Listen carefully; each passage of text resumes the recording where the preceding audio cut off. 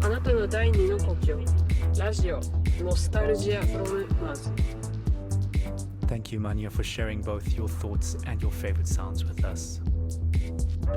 That MTA recording actually got me digging into my proverbial record crate because it reminded me of this old track from my DJing days back on Earth called Tokyo 320, a minimal tech house homage to life in the commute and traveling while standing still. Wonderful stuff. Not so wonderful though is a spate of ecoplastic stockpiling occurring in sectors 7 through 12 after rumors of a pending shortage. Guys, ecoplastic items are freely dispensed at conveniently located kiosks around Tesla City, so there's simply no need to hoard any ecoplastic items. In fact, hoarding them deprives the 3D printers of the recyclable material they need to make them freely available. So your stockpiling is kinda defeating the point of renewable resources. There's a 14-sol grace period to return all parts not in use. No questions asked.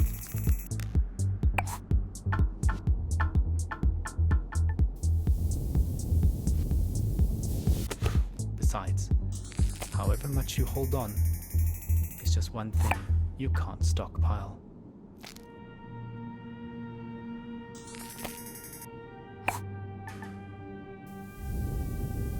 Twój dom daleko od domu. Radio Nostalgia z Marsa. Stockpiled on water, stockpiled on soap, stockpiled on blankets, stockpiled on coal, stockpiled on rice, stockpiled on rivals, stockpiled on base, stockpiled on sardines, stockpiled on wine, stockpiled on rum, but I cannot stockpile on love, stockpile on love, stockpile on love, stockpile on love, stockpiled on books, stockpiled on gas, stockpiled on toilet paper, stockpiled on maize, stockpiled on butter, stockpiled on toast, stockpiled on silver, stockpiled on gold, stockpiled on bourbon, stockpiled on scotch, but I cannot stockpile on love, stockpile on love, stockpile on love, stockpile on love, stockpile on love, stockpile on love, stockpile on love,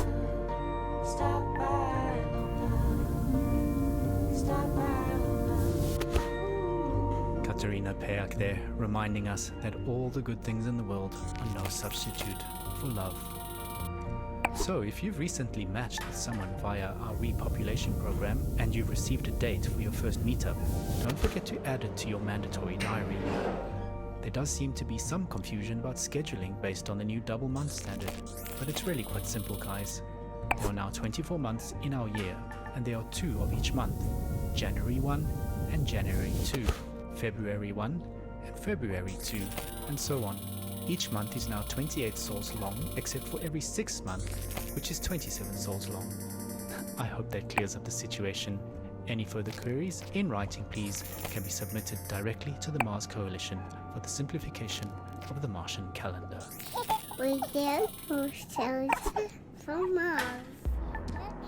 So, from trains and city soundscapes to rhythms born out of hands and feet, water and drums, we continue our journey into the past, into our collective memories of Earth, a celebration of sound as music, music as sound, and voices that carry us into the stars. In that vein, a friendly reminder that silence is deadly. If you hear nothing, please report it. General machine noise means we are being kept alive. Speaking of keeping us alive, 2 equals 1. Duplicates are not spares, people. Everything on Mars is duplicated for security, so please do not cannibalize existing tech. If something breaks, head directly to the spares and parts department in Sector 5 to submit your report and apply for official replacements.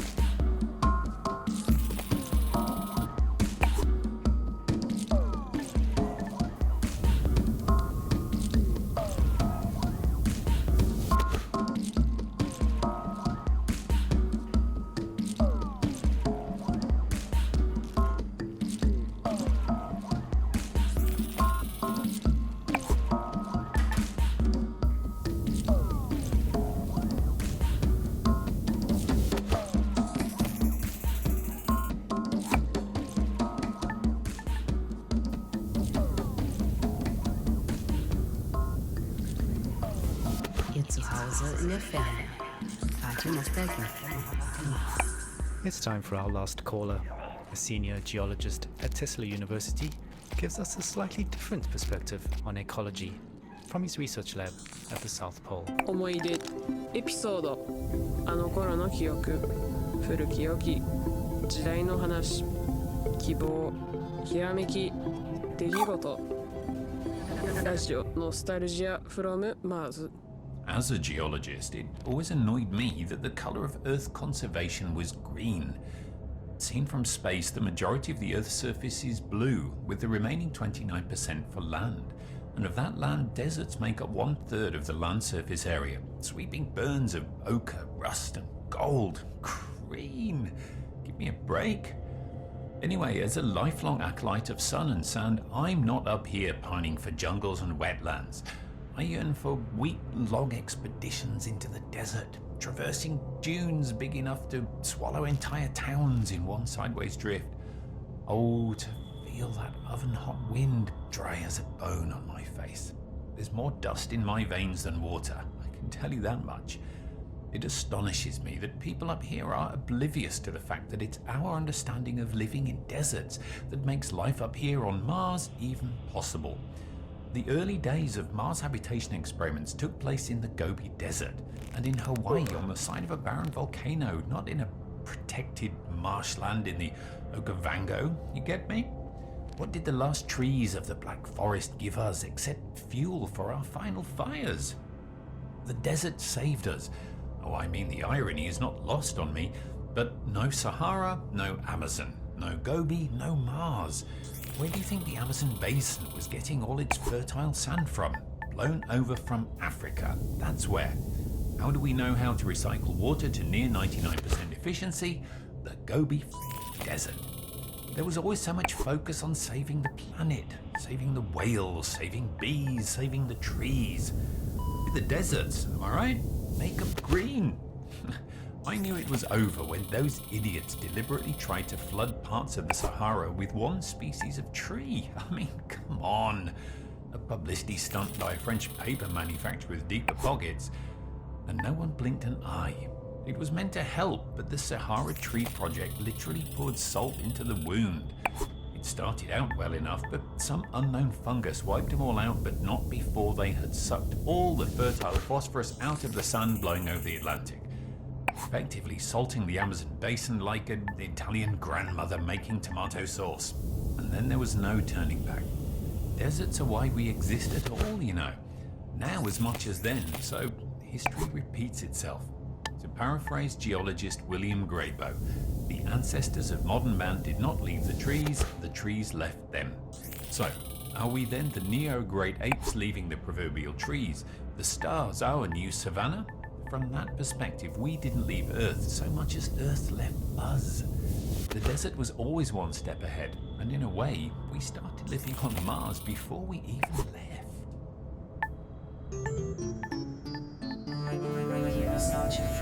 Ah yes, not all of us up here pine for the fjords. Put me in the desert camp for sure. That searing blue sky and endless horizon. I'm still not used to how close the horizon here is on Mars, and the strange sky still throws me off when I see it, and apparently I'm not the only one. The Recreation and Relaxation Department has asked me to remind those complaining about the red color filter on the windows of the panorama observation deck that the sky on Mars is not blue, but salmon pink. So please bear that in mind when submitting your request to visit the outer domes. And also bear in mind that the waiting list is now double months long, so book early for the experience.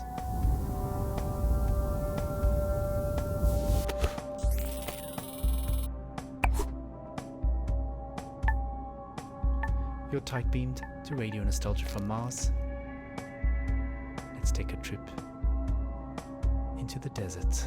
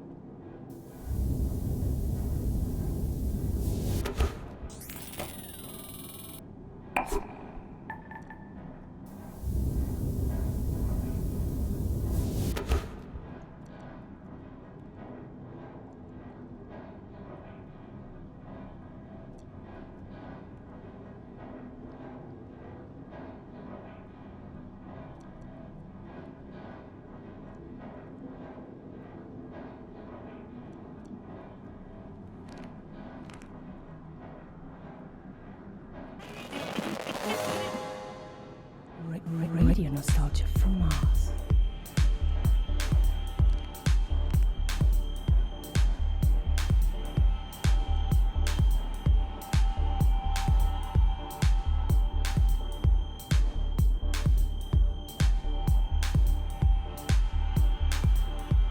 Well, that brings us towards the end of this particular show. I hope you've enjoyed our rather geological excursion into the past. From music to stories and memories, Radio Nostalgia from Mars has it all. If you want to be involved with RNFM, have a story to tell, a memory to share, contact us via the usual intranet channels and leave a short message outlining your contribution. A big thank you to our show sponsor, OMAS, the No Stress, No Fuss drink for the Ultra Mini.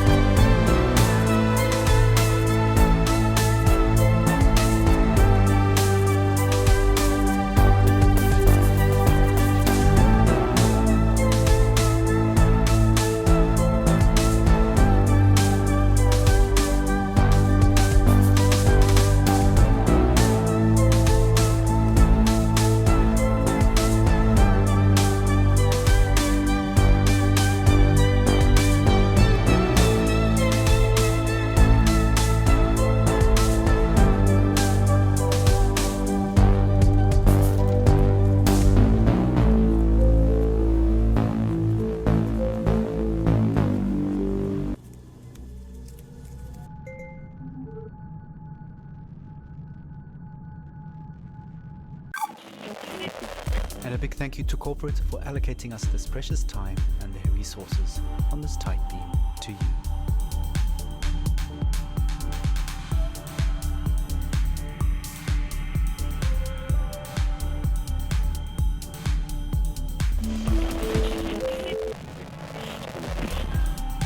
I hope you've enjoyed the show. It's been an absolute pleasure to share this time with you. We're playing out now with some uplifting melodic techno to remind us to always look onwards and upwards.